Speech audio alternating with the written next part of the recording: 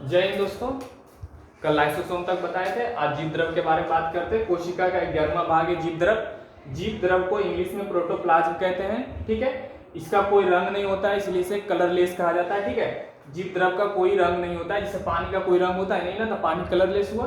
तो जीव द्रव भी क्या होता है, प्रोटोप्लाज्म क्या होता है, कलरलेस होता है, ठीक है। प्रोटोप्लाज्म जो है दो टाइप्स के होते हैं, पहला को साइटोप्लाज्म कहते हैं और दूसरे को न्यूक्लियोप्लाज्म कहते हैं। साइटोप्लाज्म को हिंदी में कोशिका द्रव कहते हैं और न्यूक्लियोप्लाज्म को हिंदी में केंद्रिका द्रव कहते हैं, ठीक है। मान लीजिए कि ये कोशिका है, ठीक है। कोशिका के अंदर बहुत सारे अंग होते हैं, कोशिका के होते हैं ना, केंद्रक होते हैं, राइबोसोम होते हैं, गोल्जी बॉडी होते हैं, माइटोकॉन्ड्रिया होते हैं, अनेक अंग होते हैं। तो कोशिका के अंदर जो सबसे बड़ा भाग होता है जिससे न्यूक्लियस कहा जाता है, जो सबसे बड़ा भाग होता है उसको क्या कहते हैं, न्यूक्लियस। हिंदी में बोले तो केंद्रक बोलते हैं उसको, ठीक है। इसे कोशिका का ब्रेन भी कहा जाता है। मैंने पिछले पार्ट में पढ़ाया था कि कोशिका का ब्रेन किसे कहा जाता है, तो केंद्रिका को यानी कि न्यूक्लियस को कहा जाता है, ठीक है। तो आप देखिए ये कोशिका हो गया, तो कोशिका के अंदर एक द्रव भरा होता है। क्या भरा होता है, द्रव है। तो जो कोशिका के अंदर जो द्रव भरा होता है उसे साइटोप्लाज्म कहते हैं या तो कोशिका द्रव कहते हैं, ठीक है। इसको क्या कहेंगे, कोशिका द्रव कहेंगे। कोशिका के अंदर जो द्रव भरा होगा उसे क्या कहेंगे, कोशिका द्रव। अब कोशिका के अंदर न्यूक्लियस पाया जाता है, केंद्रक पाया जाता है।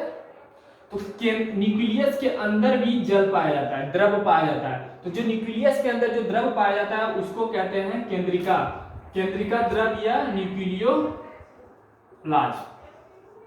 ठीक है। तो अब दोनों देखिए कोशिका के अंदर ही है, तो कोशिका के अंदर है, अगर दोनों को मिला देंगे न्यूक्लियोप्लाज्म और कोशिका द्रव, तो दोनों को मिला देंगे तो जीव द्रव हो जाएगा। तो सवाल ऐसे पूछ सकता है कि कोशिका के अंदर कौन से द्रव पाए जाते हैं, तो प्रोटोप्लाज्म यानी कि जीव द्रव पाए जाते हैं ना। तो इन दोनों द्रव को जब मिला देंगे तो क्या बन जाएगा, जीव द्रव है। क्या बन जाएगा, जीव द्रव, ठीक है। अलग अलग पूछेगा कि केंद्रक के अंदर कौन सा द्रव पाए जाते हैं, तो न्यूक्लियोप्लाज्म जिसको केंद्रिका द्रव कहते हैं, और कोशिका के अंदर जो द्रव भरा होता है न्यूक्लियस को छोड़ करके उसको क्या कहेंगे, साइटोप्लाज्म, ठीक है। और दोनों को मिला करके प्रोटोप्लाज्म बनता है जिसे जीव द्रव कहते हैं। यहां तक समझ में आ गया, ठीक है। अब 12वां भाग है इसका, देखिए cilia and flagella. Cilia and flagella जो है कोशिका के बाहर एक बाल जैसी संरचना से घिरा, बाल जैसी संरचना में स्थित होता है, इस तरह है ना। कोशिका के बाहर ये होता है सिलिया एंड फ्लैजिला। तो सिलिया जो होता है, सिलिया का आकार जो होता है थोड़ा छोटा होता है और फ्लैजिला का आकार थोड़ा बड़ा होता है, ठीक है। अब देखिए इसका काम क्या होता है। अभी मैंने बताया कि सिलिया एंड फ्लैजिला इसका आकार कैसा होता है, बाल के जैसा होता है। ये कहां पाया जाता है, कोशिका के बाहर पाया जाता है। कहां पाया जाता है, कोशिका के बाहर पाया जाता है। और ये जो सिलिया एंड फ्लैजिला ये केवल एनिमल सेल में पाया जाता है। एनिमल सेल बोले तो जंतु कोशिकाओं में पाए जाते हैं ना। ये पादप कोशिकाओं में नहीं पाए जाते, ये प्लांट में नहीं पाए जाते। कहां पाए जाते हैं, ओनली एनिमल सेल में। एनिमल सेल में जानवर जैसे घोड़ा, गाय, गधा, जो भी हो, बकरी हो, मानव हो, सभी एनिमल सेल में आते हैं, ठीक है। तो इसका आकार कैसा होता है, सिलिया एंड फ्लैजिला देखिए इस टाइप्स के होते हैं। छोटे छोटे, जो छोटे छोटे होंगे उसको सिलिया कहेंगे और जो थोड़ा बड़ा बड़ा होगा उसको क्या कहेंगे, फ्लैजिला कहेंगे, ठीक है। ये केवल कहां पाया जाता है, एनिमल सेल में पाया जाता है। इसका काम क्या होता है, ये जो सिलिया एंड फ्लैजिला है इसका काम होता है कोशिका को गति प्रदान करना, मोशन देना काम होता है इसका, ठीक है। कोशिका को ये क्या करता है, गति प्रदान करता है, ठीक है। ये कहां स्थित होता है, तो कोशिका के बाहर स्थित होता है। कहां बाहर स्थित होता है, कोशिका के बाहर। इसकी संरचना कैसी होती है, बाल के जैसा होता है। कैसा होता है, बाल के जैसा होता है, ठीक है। ये इसका और एक काम होता है, कोशिका के बाहर जो तरल पदार्थ होते हैं उसको क्या करता है, एब्जॉर्ब करने का काम करता है, उसको क्या करता है, अवशोषित करने का काम करता है। कौन, सिलिया एंड फ्लैजिला, ठीक है। इतना ही नहीं, ये स्पर्म को शक्ति भी प्रदान करता है, शक्ति, तभी स्पर्म आगे बढ़ता है। स्पर्म बोले तो वीर्य, शुक्राणु बोलते हैं, ठीक है।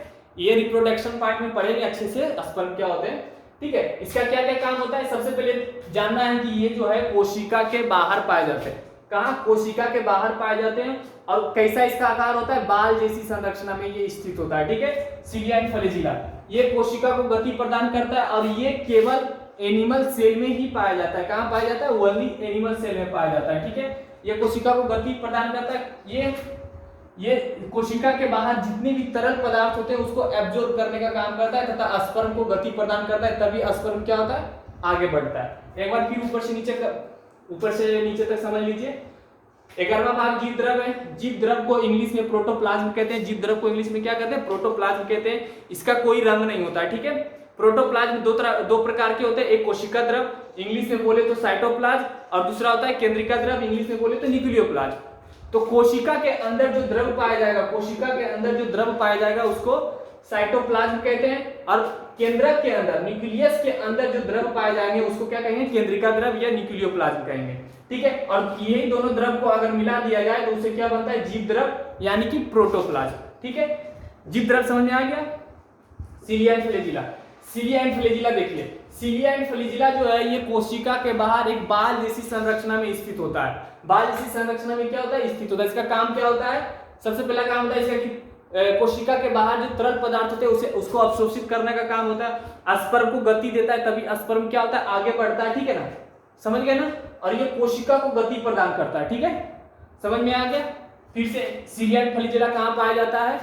तो कोशिका के बाहर पाया जाता है, कोशिका के बाहर स्थित होता है। इसका काम क्या होता है? पहला इसका काम होता है कि कोशिका के बाहर जो तरल पदार्थ होते हैं उसे अवशोषित करना, स्पर्म को गति प्रदान करना तथा कोशिका को भी गति प्रदान करना होता है, ठीक है, समझ आ गया। इसका एक स्क्रीनशॉट ले लीजिए। अब समझते हैं प्लास्टिड के बारे में। प्लास्टिड का हिंदी लवक होता है। ये प्लास्टिड जो है यानी कि लवक जो है ओनली प्लांट में पाए जाते हैं। प्लांट बोले तो पादप कोशिकाओं में। ओनली किस में पाए जाते हैं? पेड़ पौधों में पाए जाते हैं, है ना। जिस तरह मैंने बताया था ना कि कोशिका का सबसे बड़ा भाग कौन सा होता है? न्यूक्लियस होता है, केंद्रक होता है। क्या होता है? केंद्रक होता है। तो ये जो प्लास्टिड है ये प्लांट सेल का सबसे बड़ा भाग होता है, ठीक है। एनिमल सेल का सबसे बड़ा भाग कौन सा होता है? न्यूक्लियस होता है। उसी तरह ये प्लास्टिड जो है प्लांट सेल का सबसे बड़ा भाग होता है, ठीक है। प्लास्टिड क्या होता है? प्लांट सेल का सबसे बड़ा भाग होता है, ठीक है।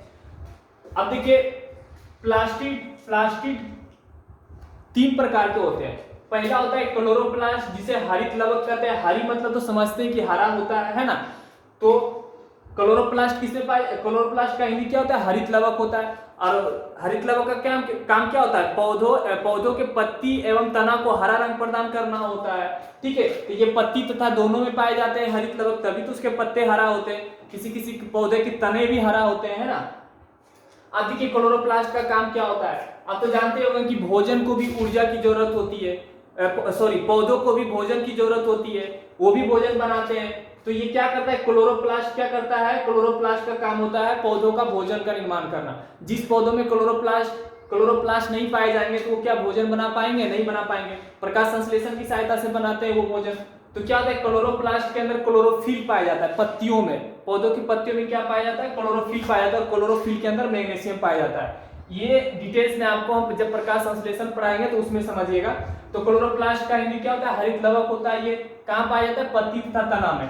क्यों पाया जाता है क्लोरोप्लास्ट?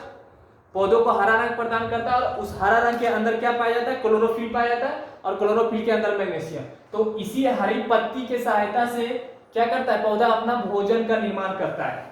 किसका निर्माण करता है? भोजन का निर्माण करता है, ठीक है। अब देखिए प्लास्टिक का दूसरा भाग है लीकोप्लास्ट, जिसे हिंदी में अवर्णित लवक कहते हैं। ये जड़ तथा मूल में पाए जाते हैं। कहाँ पाए जाते हैं? जड़ तथा मूल में। इसका काम होता है भोजन का संग्रह करना। इसका काम क्या होता है? भोजन का संग्रह करना। जिस तरह कोशिका में बताया था ना कि वैक्यूम का काम क्या होता है? जल का संग्रह करना, जल को अवशोषित करके रखता है ना, जमा करके रखता है। तो लीकोप्लास्ट का काम क्या होता है? अवर्णित लवक का काम क्या होता है? भोजन का संग्रह करना। आपातकाल में, पौधों को आपातकाल में भोजन देने का काम कौन करता है? लीकोप्लास्ट ही। ये क्या करता है? भोजन को एब्जॉर्ब करके रखता है। देखते हैं कि पतझड़ के मौसम में पौधों की पत्तियां झड़ जाती है, तो उस समय जब पत्तियां झड़ जाती है तो पौधों तो अपने पत्तियों के द्वारा ही भोजन बनाती है प्रकाश संश्लेषण की सहायता से। जब पत्तियां झड़ जाएगी तो पौधे भाई भोजन तो बना नहीं पाएगी। तो उसी समय ये लीकोप्लास्ट ही जो भोजन संग्रह करके रखता है, जमा करके रखता है, यही धीरे धीरे फिर क्या करता है? पौधों के प्रत्येक अंग तक पहुंचाता है, ठीक है। यही कौन? लीकोप्लास्ट। समझ में आ गया। इसका तीसरा भाग होता है क्रोमोप्लास्ट, वर्णित लवक। ये क्या करता है? रंग प्रदान करता है। पौधों को क्या करता है? रंग प्रदान करता है। जैसे पीला रंग तो जेनटोफिल के कारण, ठीक है। गाजर का जो रंग होता है, गाजर का जो वास्तविक रंग होता है वो किसके कारण होता है? कैरोटीन के कारण। गाय के दूध में भी कैरोटीन पाया जाता है। जिसके गाय के दूध में कैरोटीन पाया जाता है ना, उसी की वजह से गाय का दूध क्या होता है? पीला होता है, ठीक है। चुकंदर में बीटानोल पाया जाता है, ठीक है। टमाटर का जो रंग होता है, टमाटर का जो रंग होता है वो लाइकोपेन के कारण होता है। तो ये रंग प्रदान करने का काम कौन करता है? वर्णित लवक, इंग्लिश में बोले तो क्रोमोप्लास्ट। इसका मुख्य काम क्या होता है? रंग प्रदान करना होता है, ठीक है।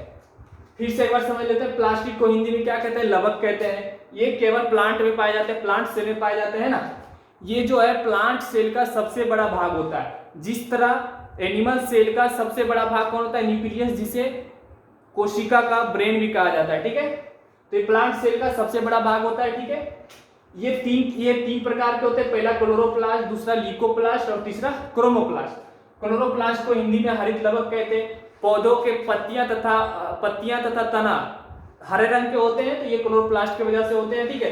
और इसका काम क्या होता है? भोजन का निर्माण करना होता है। पौधों के लिए क्या करता है? भोजन का निर्माण करता है, ठीक है। और ये जो ल्यूकोप्लास्ट होता है भोजन का संग्रह करता है। इसका काम हुआ भोजन बनाना, पौधों के लिए भोजन बनाता है। और ल्यूकोप्लास्ट का काम क्या होता है? भोजन को संग्रह करना, ताकि आपातकाल में फिर यही भोजन पौधों को मिल सके और उसमें वृद्धि हो, ठीक है। कब? जैसे पतझड़ के मौसम में क्या होते हैं? पौधों की पत्तियां झड़ जाती है, उस समय ल्यूकोप्लास्ट जो भोजन का संग्रह करके रखता है, यही भोजन फिर पौधों को मिलता है, फिर वो अपने मतलब ऊर्जा प्रदान करता है, ठीक है। ये ल्यूकोप्लास्ट के द्वारा है, ठीक है। तीसरा भाग होता है क्रोमोप्लास्ट, जिसको हिंदी में वर्णित लवक कहते हैं। इसका काम क्या होता है? रंग प्रदान करना। इसका काम क्या होता है बाबू? रंग प्रदान करना। जिसे पीला रंग जेंटोफिल के कारण होता है। गाजर का जो वास्तविक रंग होता है वो किसके वजह से होता है? कैरोटीन के वजह से होता है, याद रखना। चुकंदर का जो रंग होता है वो किसके वजह से होता है? पीटानोन के कारण। और टमाटर का लाइकोपेन के कारण। तो ये कौन करता है? क्रोमोप्लास्ट करता है, जिसको वर्णित लवक कहते हैं। समझ में आ गया? ठीक है, एक बार लिख लीजिए या तो स्क्रीनशॉट ले लीजिए। अब समझते हैं गुणसूत्र। इसको इंग्लिश में क्रोमोसोम कहते हैं। गुणसूत्र को इंग्लिश में क्या कहते हैं? क्रोमोसोम।